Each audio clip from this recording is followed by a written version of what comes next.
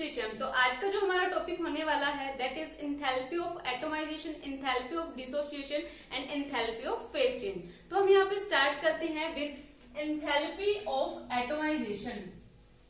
So enthalpy of atomisation है क्या? So it is energy required to convert, it is energy required to convert any one mole of a substance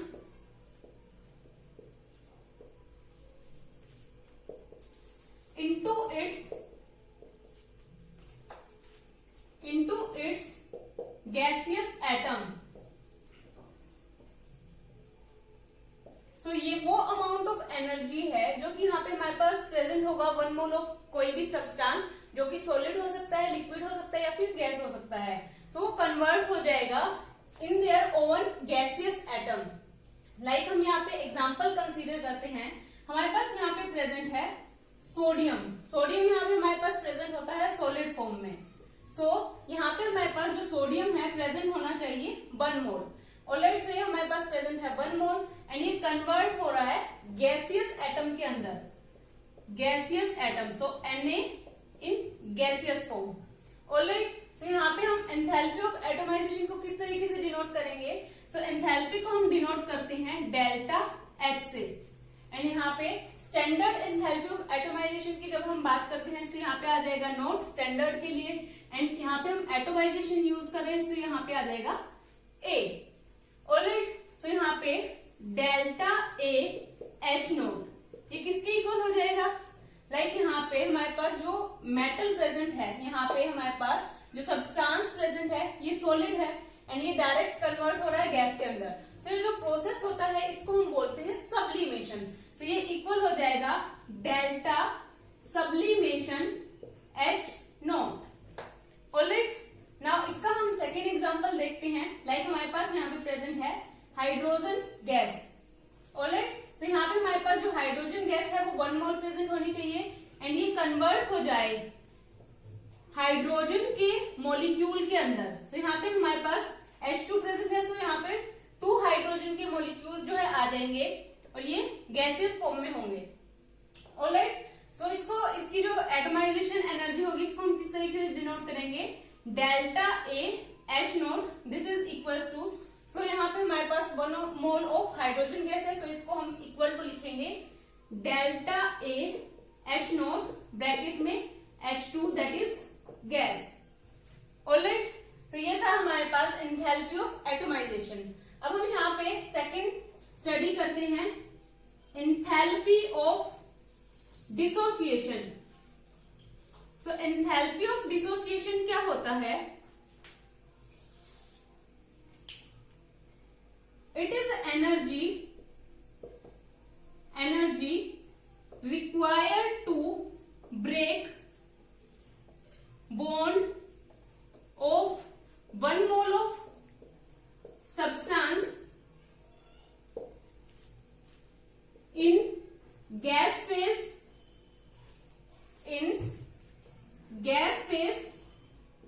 into its gaseous atom।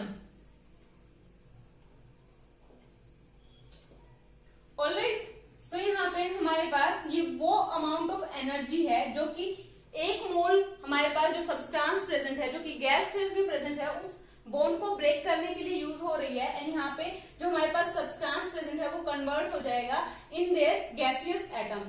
सो हम इसका example consider करते हैं। Like यहाँ पे हमारे पास present है H2 गैस। ठीक है, सो H2 गैस को हम इस तरीके से लिख सकते हैं H2 गैस। ऑलराइट, सो यहाँ पे जो हमारा सब्सटेंस प्रेजेंट होना चाहिए वो 1 मोल ही प्रेजेंट होना चाहिए और यहाँ पे एनर्जी रिक्वायर हो रही है 1 मोल ऑफ सब्सटेंस को ब्रेक करने के लिए। ऑलराइट, सो यहाँ पे ये कन्वर्ट हो जाएंगे 2 हाइड्रोजन के मॉलिक्यूल के अंदर और यहाँ पे हमारे पास जो सब्सटेंस होगा वो भी गैस फॉर्म में ही प्रेजेंट होगा। सो यहाँ पे हमारे पास सब्सटेंस गैस फॉर्म में था एंड ये कन्वर्ट भी हुआ है गैस फॉर्म में।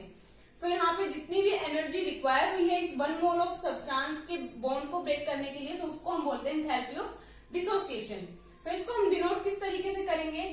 सो हम डायरेक्ट जो एंथैल्पी चेंज है that is delta H, and standard के लिए यहाँ पे हम लगाते हैं नोट, एंड यहाँ पे डिसोसिएशन, डिसोसिएशन मतलब बॉन्ड का ब्रेकेज हो रहा है, तो यहाँ पे आ जाएगा बॉन्ड। ऑलराइट, सो यहाँ पे हम क्या लिखेंगे? Delta bond h naught is equals to delta bond h naught, and यहाँ पे हमने जो है ब्रेक किया है हाइड्रोजन गैस, सो हम यहाँ पे लिखेंगे ब्रैकेट में हाइड्रोजन गैस। ऑलराइट, सो ये था हमारे पास एंथैल्पी ऑफ डिसोसिएशन। अब हम यहाँ पे स्टडी करते हैं enthalpy of phase change.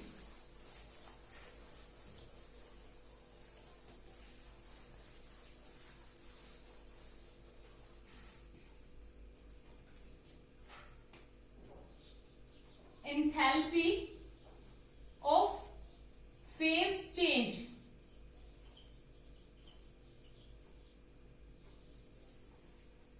So it is energy or heat required to convert phase of 1 mole of substance, 1 mole of substance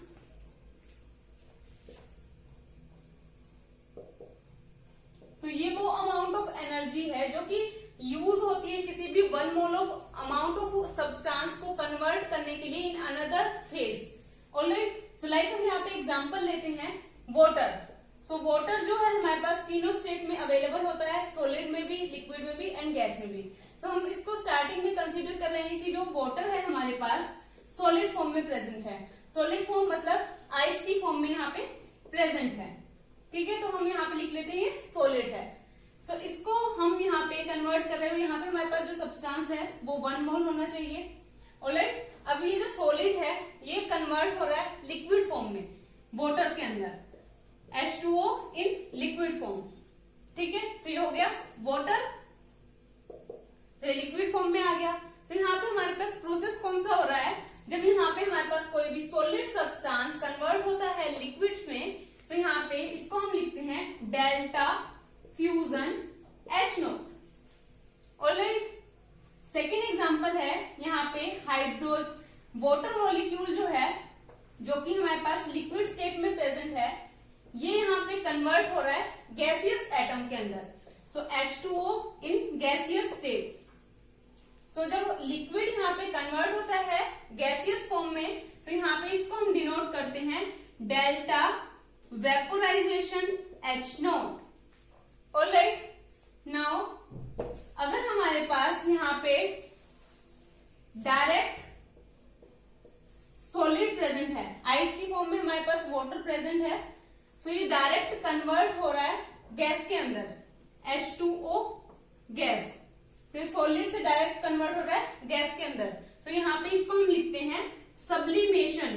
so delta sublimation H note, ठीक है। इसी तरीके से इसका हम सेकंड एग्जांपल भी दे सकते हैं जो कि हमने स्टडी किया था सोडियम का, दैट इज सोडियम हमारे पास जो प्रेजेंट होता है सॉलिड फॉर्म में प्रेजेंट होता है, ये डायरेक्ट कन्वर्ट हो रहा है गैसियस फॉर्म में। तो यहाँ पे प्रोसेस कौन सा हो रहा है? यहाँ पे मतलब फेज चेंज हो रहा है, सॉलिड से कन्वर्ट हो रहा है गैस के अंदर, सो इसी को हम बोलते हैं फेज चेंज। सो इसको हम बोलेंगे delta sublimation H nought. Alright, so यही था आज का छोटा सा टॉपिक। होप आपको आज ये समझ आया होगा। Hit the like button, share with your friends and subscribe to my channel. Thank you so much.